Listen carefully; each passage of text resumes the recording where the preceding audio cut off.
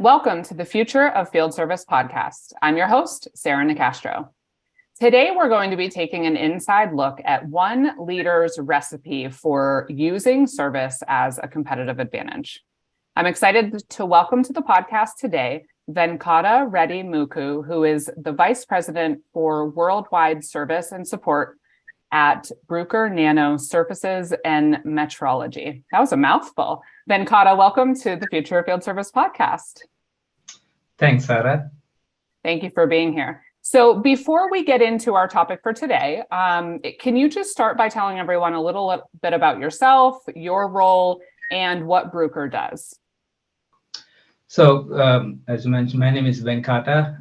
I'm working as a Global Vice President for Bruker Nano Surfaces. We do nanotechnology research equipment and also metrology equipment that are used in semiconductor manufacturing.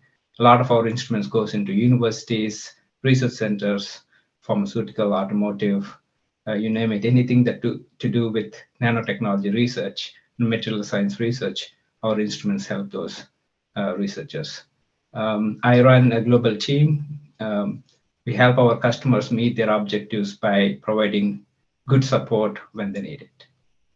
Good. Okay. And how long have you been with the organization?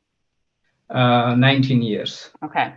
I remember that, and I've said this many times before, but when I speak with a leader who's been with the same organization for quite some time, I feel like it's one, representative of their talents, but two, also representative of, an organization that treats talent well and provides opportunity for growth, right? Which is always really good. So now what's interesting, Venkata, when you and I connected and sort of talked in preparation for this podcast, not long after I had a conversation with another leader who was saying all of the ways that leadership needs to change.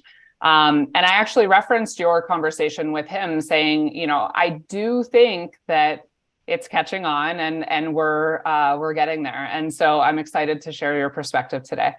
But before we talk a bit about, the way you are approaching leadership and what your recipe is, can you just share your thoughts and viewpoints on, if you look at the opportunity that exists with service today, and, really all of the benefits that can come from us looking at service more strategically, thinking about service as a path to growth, et cetera. What does that look like in your view, from where you sit today and from the experience you have over 19 years? So service is actually a growth generator. Mm-hmm. Our sales teams work with customers, understand their needs, and then sells the first instrument. Then the following instrument sales are done by service team. We take the journey from one system to multiple systems over generations. So service is a competitive advantage if done well. Mm-hmm. And what we are trying to do for the last few decades is to really invest in people, in making sure that we understand, we listen to customers, and put processes to make their life easy and to help them achieve their objectives. That makes sense. So, I think that when we think about service as that differentiator, to your point, that's where a lot of Bruker's growth comes from. You have this initial sale, the expansion beyond that is done through the service function, which in some ways maybe gives the organization a bit of a head start in how it views service, right? Because in some other organizations that maybe struggle with reconciling that growth opportunity, it's because service historically has been more of an afterthought, right? So for you all, since it is part of the commercial process, there's maybe a little bit more of, like I said, a head start in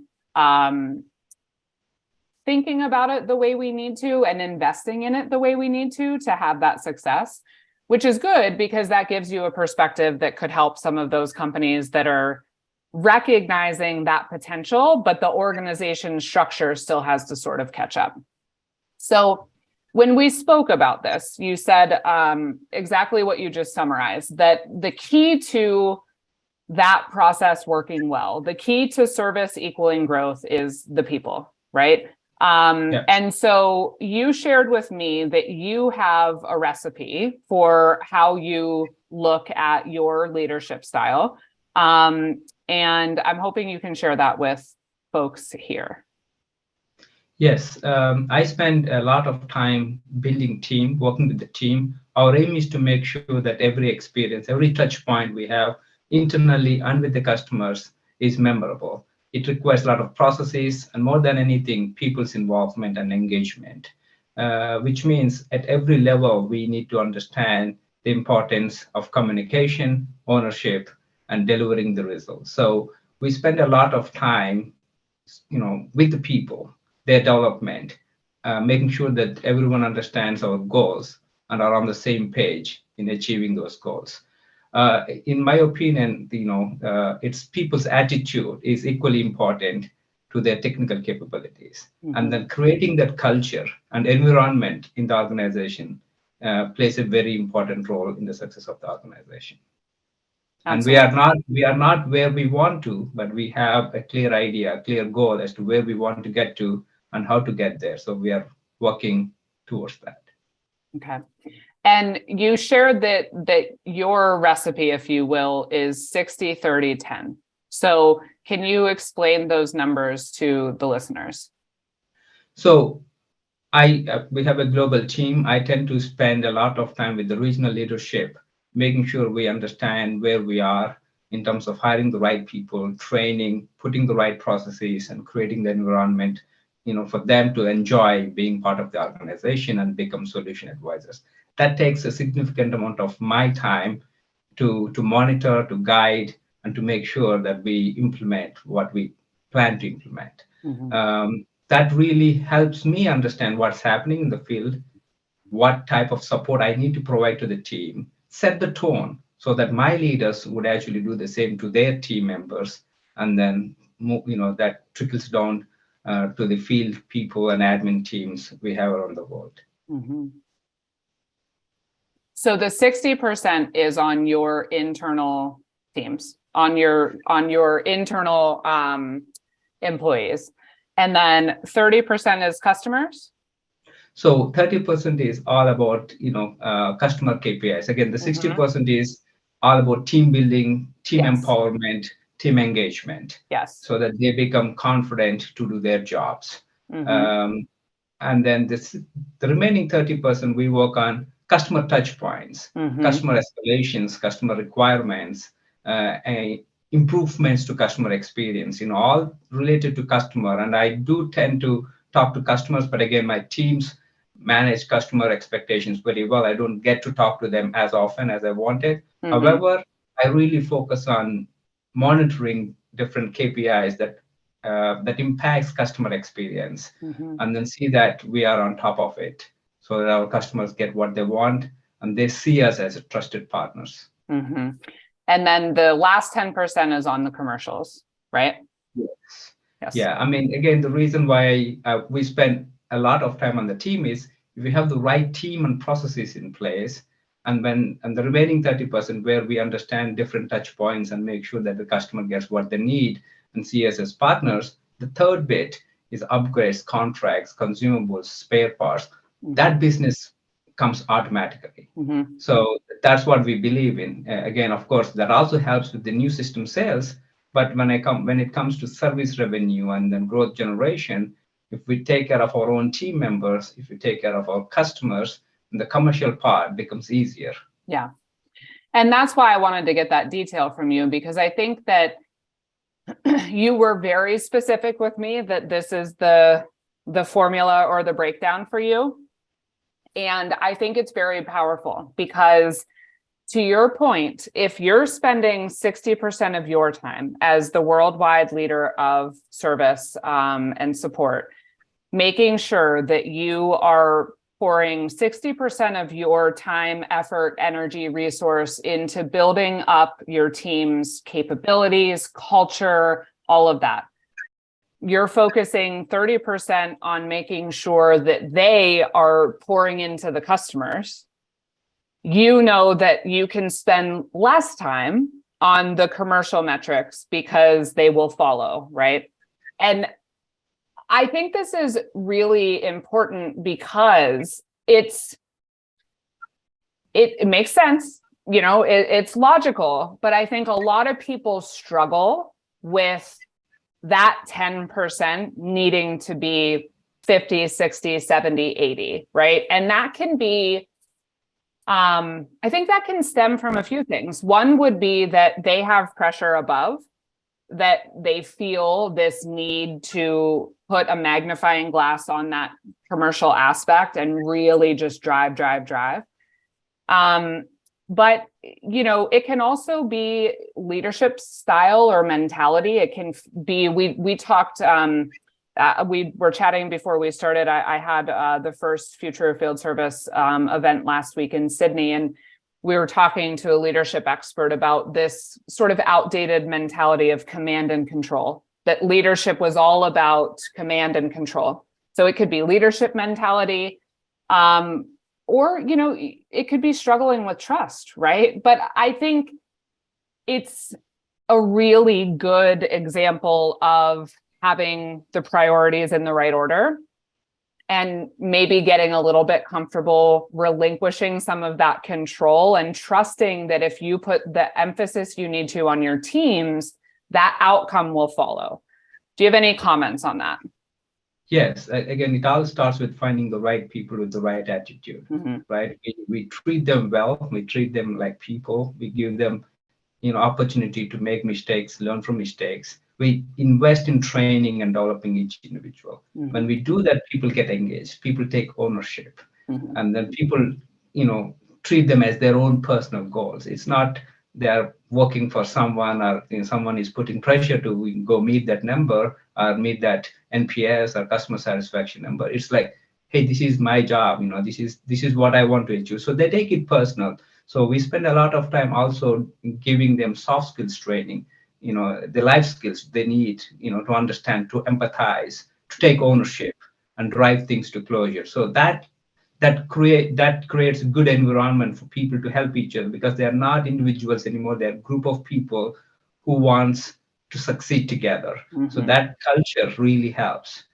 We have a lot of challenges. Our instruments are cutting edge. They do have a lot of challenges, but as a team, we support each other, and that helps us get to the goal easier than in the other way around, where if you emphasize more on commercial, then it puts a different types of pressure in the system that can actually put customer and team importance, lower than it should be. Yeah. Another conversation we had last week that I think ties in really well here is that, we had a session last week with Jordan from Kaijin, and we were talking about, ways to navigate economic turmoil without negatively impacting customer experience or employee experience. And I think when we're in an economy where there are challenges, and those are of course different based on region, based on industry, et cetera, but to some degree that it's a worldwide issue right now. A lot of times when we are really focused on the commercial, we tend to put pressure on the front line, stress, fear, right? That ultimately has nothing to do with anything they can control, right? So it isn't indicative of their effort, their, like you said, sense of ownership. It has nothing to do with their performance, but because we as leaders feel this pressure to figure out how to hit the numbers, we pass that down.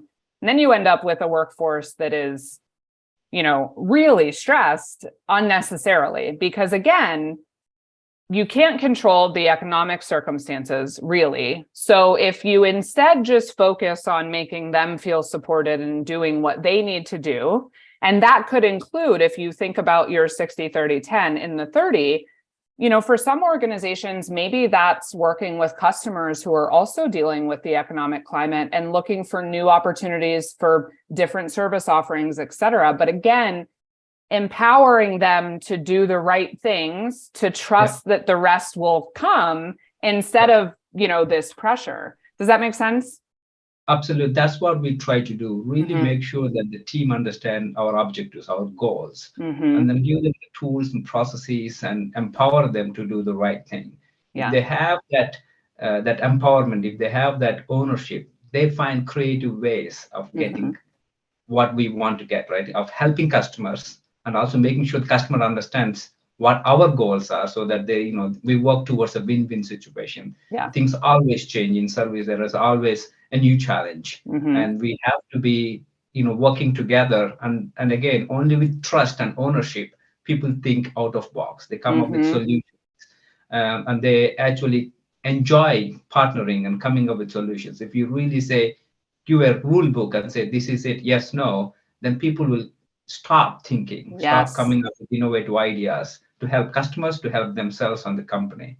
I think that the main thing, the reason why we try to spend more time with the team is to really encourage that culture of taking ownership, thinking out of the box, and try to find solutions. So we always say, in my slides to the team, I say team first, and we want the team to become solution advisors. And then, customer at heart, make sure, our aim is to make sure that they treat us as their partners. Then comes the commercial excellence. If you have a team of solution advisors who can make customers see us as partners, then the remaining commercial bit becomes easier. And of course, it's a challenging world out there.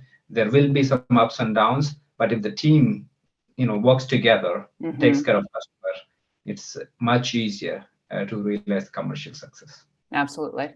So one last question on this recipe, Venkata, is, you mentioned you've been at Bruker for 19 years. A lot has changed in service in 19 years.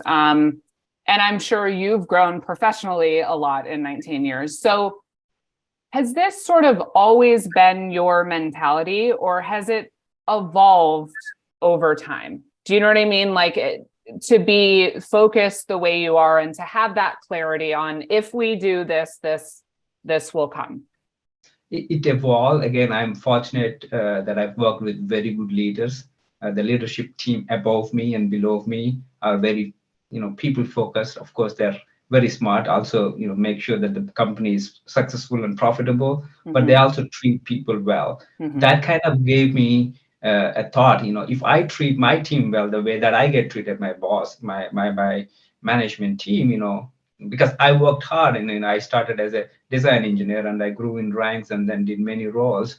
So if I got all those opportunities and empowerment and trust by the team, by my managers, previous managers, I should replicate that. I should try and do it. I should try and communicate it, so that if we are not doing this in any region or any country, people know that, hey, this is what you are preaching, but that's not what I'm getting. So I really go out there and make sure that everyone knows it's team first, customer at heart, and commercial excellence. And this is what we try to do. And if you guys think that we are deviating from this, let us know. So I try and make sure that everyone gets this message and everyone tries to live this, so that we enjoy being part of the team and grow.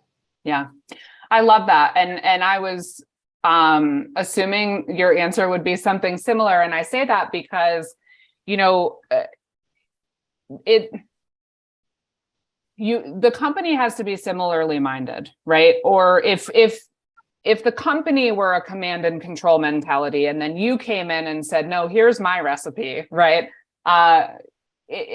You wouldn't have the empowerment, or it would just be met with, no, do this, et cetera. So, we do talk, though, when we think about employee engagement and satisfaction, particularly at the front line, the field technicians, et cetera, we do often point out the fact that it cannot be an idea a leader has that they think will just magically translate to how it feels at the field technician level.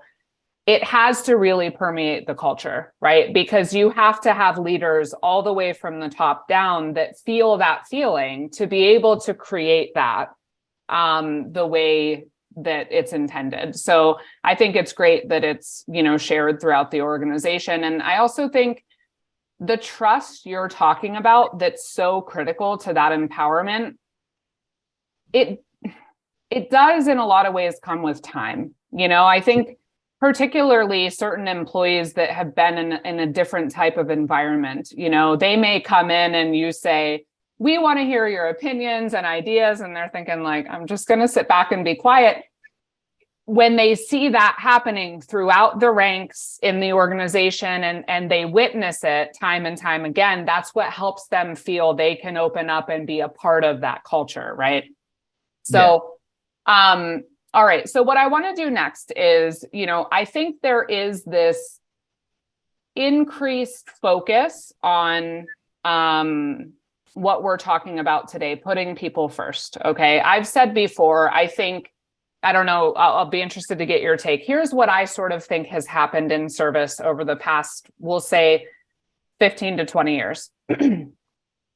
When I started in this space, so that was like 16 years ago, service was very much in most situations perceived as a cost center. So it was all about productivity, efficiency, keep costs low, et cetera.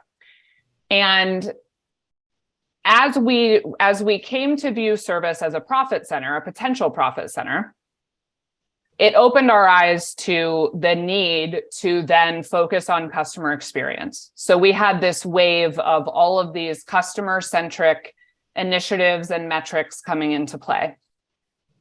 Only more recently, I think, have we begun to reconcile that we cannot achieve those customer metrics without putting focus on the employee. Okay. So it's kind of like this reconciliation that I think we're in the midst of. Some organizations are way farther ahead than others, but this idea that, oh, okay, well, if we want to be able to really harness this profit center, we need to treat our people a lot differently. They're actually far more intelligent and powerful than we were giving them credit for.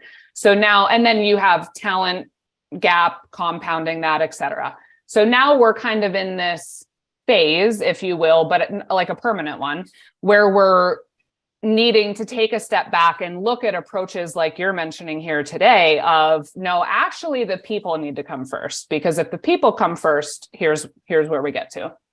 So I think we're growing in our understanding of your type of approach being the needed approach. But I think there are a lot of leaders who are still struggling with how to make those words a reality. Okay, how to actually take the actions that put their people first. And so what I want to do is kind of talk through a couple of points that came up in our initial conversation and just have you share some examples on your thinking, your tactics, et cetera. So the first is putting focus on finding the right people. And you mentioned earlier, that has a lot to do with not only technical skill, but maybe more so attitude. So can you talk about that a little bit? So we have equal weightage for technical and non-technical skills, communication, attitude towards work, teamwork, and the culture they were part of before and what type of culture they would want to be in. So we try to make sure that, by the time our recruitment team, filters the CVs, most of them are technically capable, and then we have some technical rounds, and then that's all taken care.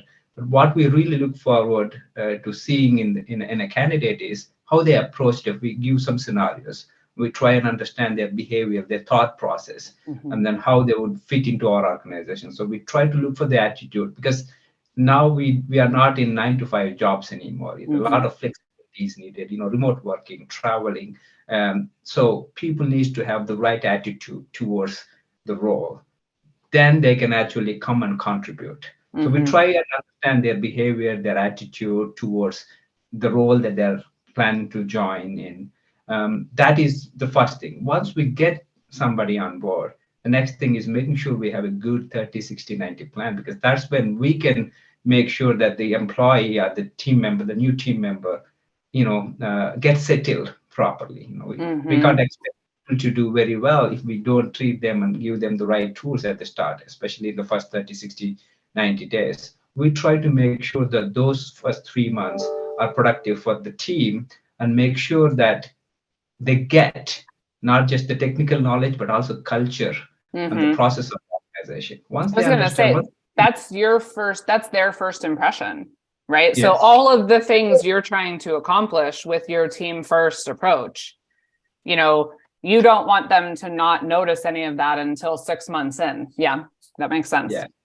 So we really want them to appreciate what we have to offer, right? Once they understand that, they become part of it.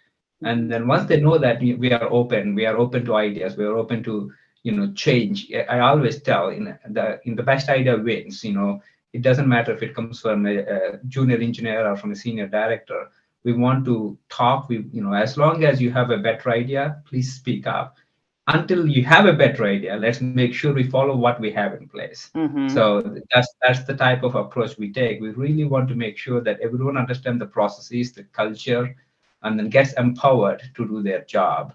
And then this continues. We do a lot of soft skill, remote and online trainings, as well as we get all the teams under one roof at least once a year, if not twice, to get some team. So we do a lot of technical trainings, but then in the past we were not focusing as much on the non-technical trainings. But now, once or twice, meeting everyone under one roof and having a bowling game or doing some activity takes us a long way. Really makes them feel connected to different people that they talk or interact remotely all the time. That actually helps them build bonds and engage better, take better ownership, and help organization in a much better way. Yeah. So that was another thing on my list, is the ongoing training and development. So you're obviously still providing the technical training that you've always had, but if I'm understanding correctly, you're also then now equally prioritizing soft skills training. And to your point, making sure you get people together to really, solidify that team vibe and let people get to know one another and really, like you said, build those bonds and just spend some time together, right? Yeah, that's one of the very important things, especially pre-COVID we were doing that a bit often. Now through COVID, we couldn't do that. And the people that we hired through COVID, we had huge growth, and we are still going through the growth, fortunately. You hire people without seeing. You hire people, have them not meet a lot of the team. Those people do not have any connections. It's very superficial. And then the attrition of such hires is much higher compared to the people that meet each other, that work with each other. So it's very important that we create that bonding, we create that environment for people to meet, share knowledge, and help each other. Yeah. And that goes well with the next point I had here, which is treating employees as people, not resources. So I think what you're saying is one example of, it's an investment, right? You're spending money to get everyone together in the same place at the same time. But it's that human aspect, right? We are human beings. We need human connection. And if people can come together as humans, get to know one another, and meet and engage with the people they're working with day to day, and it's not just a face behind a screen, it really changes the engagement. So that's one example. Do you have any other examples when you think about how you focus on treating employees as people, not resources? I mean, we try to be very empathetic, because everyone is having their own personal lives. People with sick kids, to having sick partners, and people themselves having to go through surgeries. So we try and be empathetic. We try and make sure we accommodate, and we say it's okay. People get up. In some countries, people are afraid that if I take a month off because of this sickness or this family member sickness, I might lose my job. So we try and create an environment where we say it's okay. We always want to put themselves first. We say you first take care of yourself, your family, friends, then work. Some people Mm-hmm. says, I can't take off even though I'm sick, because this will go, south, and this will go bad, or this customer will be mad. So I said everyone is replaceable, and if we Mm-hmm. think that without us, organization cannot run, that's not right. Mm-hmm. So we try and make sure that people put themselves first, and we try and put it in action. Where Mm-hmm. when someone is sick, we do try and send flowers. We try and be empathetic. When they come back, they know that my team has been rooting for me when I'm Mm-hmm. away. They come back with full energy and do their best. So it's not always easy. There is always, some challenges here and there. But at a high level, if you really create that environment where people can actually, be themselves, take care of themselves, and then take care of their family, they actually can contribute more to the organization Mm-hmm. than if we just say, you got to do your work. We don't care what's happening with your life or with your family. Yeah. That detachment is actually not going to help in the Yeah. long run. We had a really interesting conversation in a roundtable last week about, and this isn't, limited to only working moms, but that's the context in which it came up is, hey, we need to start thinking differently about how we react to a situation where a woman who's been a great employee of ours goes through a period of having a small child and needs more flexibility, because in the grand scheme of things, that window is pretty small. And when we just say, nope, here's the rules. If you can't do what we need you to do in this context, go, find something else or stay home, we lose that talent. So when we think about how do we keep high talent, if that's a person that's committed to the organization and adding value, how do we think differently about letting them prioritize what they need while also contributing? So I think that's, to your point, not always easy, but a good lens through which to look at things. The other one here we talked about, and this is one where I can just imagine some old school leaders rolling their eyes. Okay, so let's see what we can come up with as examples, which is creating happiness at work and a sense of fulfillment. So this is one where, there was a period in time where this was not on anyone's priority list. Okay. And I agree it should be. I absolutely think that the outcome you are trying to create of having people feel personally invested in the outcomes and the success of, not only them, but the organization comes from feeling fulfilled and passionate about what they do. But do you have any examples for how you're working toward creating that? It's not that straightforward. Everyone has their own goals in life.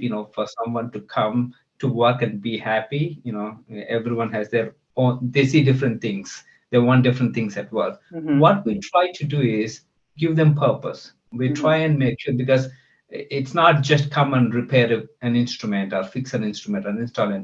It's to really, our instruments, our technology helps people to find cure for cancers, and to come up with the latest and greatest chips for all the cars and phones and whatnot.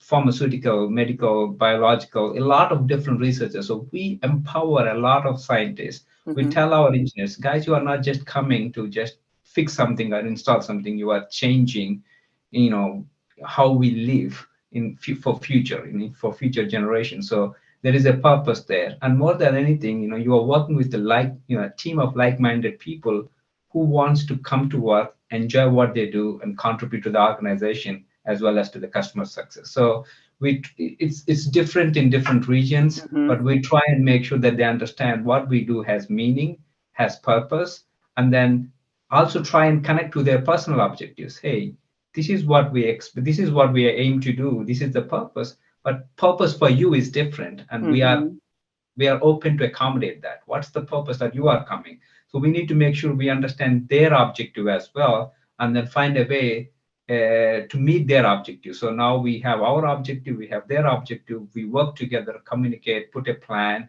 Then they are looking forward, to work on the project they like. at the same time helping the customer and helping the organization. So it's a very important thing to really have that open conversation, understanding the team members' goal, and then understanding the company's vision and the purpose, and then make sure we work together on that. Yeah. That's what I was thinking is, really achieving this is a culmination of some of the other things that we've talked about, right? Which is, no one feels that they're at a level of the organization where their voice doesn't matter. They all feel they contribute.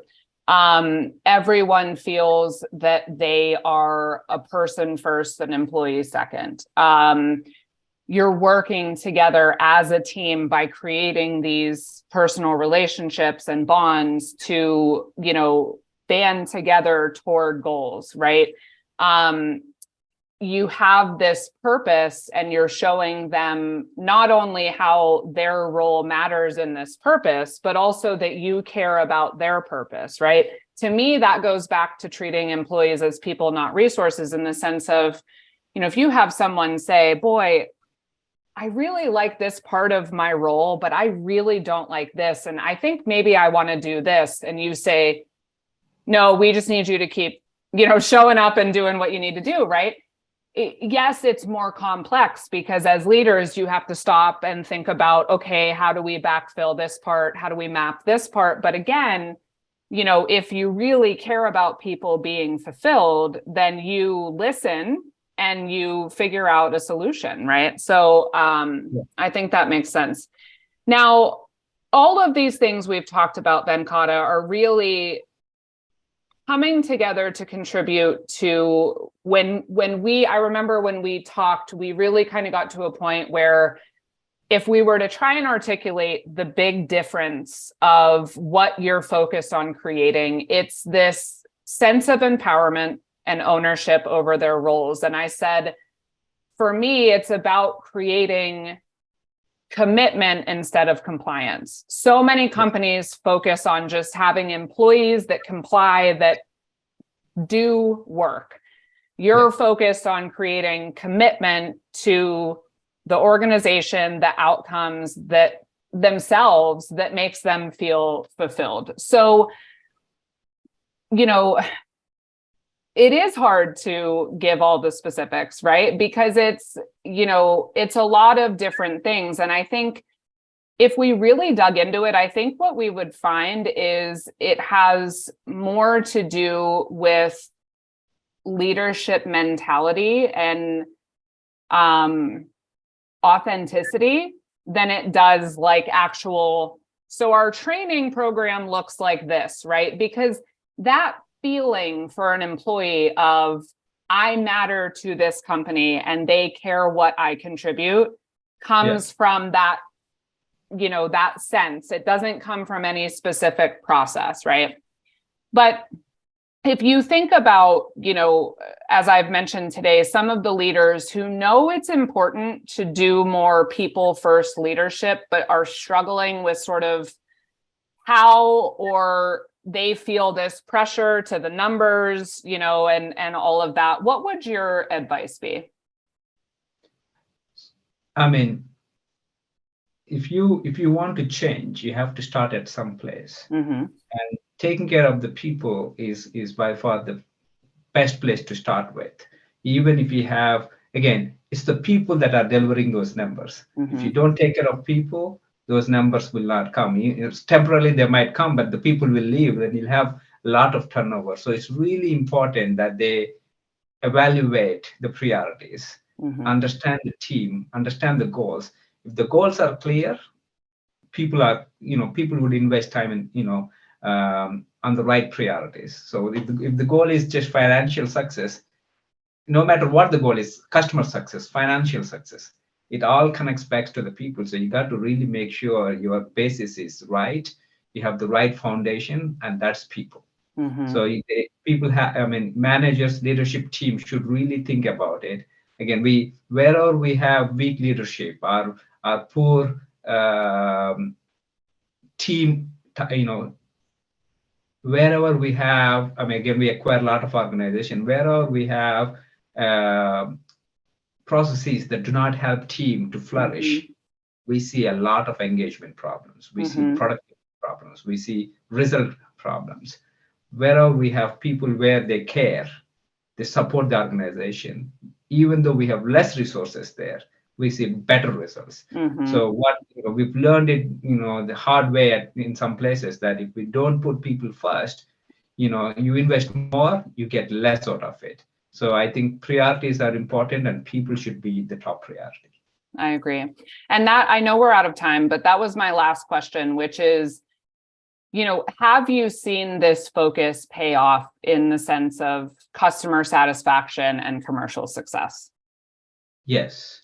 So the immediate success I see is people's engagement and productivity. If people put their heart into anything, they get better. Customers can feel it. And a happy employee, an engaged employee can make a difference. When they touch a customer, they feel it. And then that turns into business. So you get more productivity, you get more business, that turns into profit. So yes, we've seen that year over year. The more we engage our team, the more we invest in team success, the more they help us with winning more business. Yeah, that's wonderful. So many more questions I could ask, Venkata. So we'll have to have you back again sometime in the future. But I really appreciate you coming on and sharing with us today. So thank you for being here. Thanks for having me, Sarah. Appreciate it. Absolutely. You can learn more by visiting us at futureoffieldservice.com. While you're there, be sure to subscribe to the Future of Field Service Insider so you can stay up to date on all of the latest content, and be sure to register for the Future of Field Service live tour event nearest you. The Future of Field Service podcast is published in partnership with IFS. You can learn more at ifs.com. As always, thank you for listening.